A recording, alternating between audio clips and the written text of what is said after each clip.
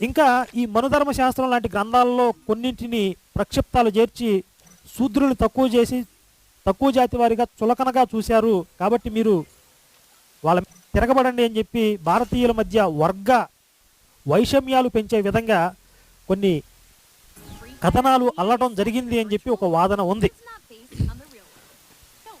అంటే మనుధర్మ శాస్త్రంలో ప్రక్షిప్తాలు ఉన్నాయని ఒక వాదన ఉంది. మరి మీ బైబిల్లో ప్రక్షిప్తాలు ఉన్నాయా?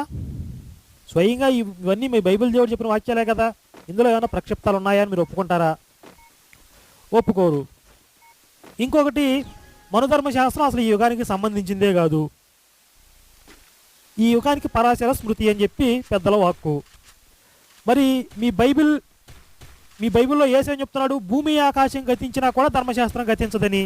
ఇప్పుడు మీ పాస్టర్ గారు కూడా చెప్పాడు. ధర్మశాస్త్రంలో ఉన్న వాక్యాలు తీసుకొచ్చి అందరి మీద రుద్దుతున్నారు. సరే, ఇవన్నీ కాదండి, ఇవన్నీ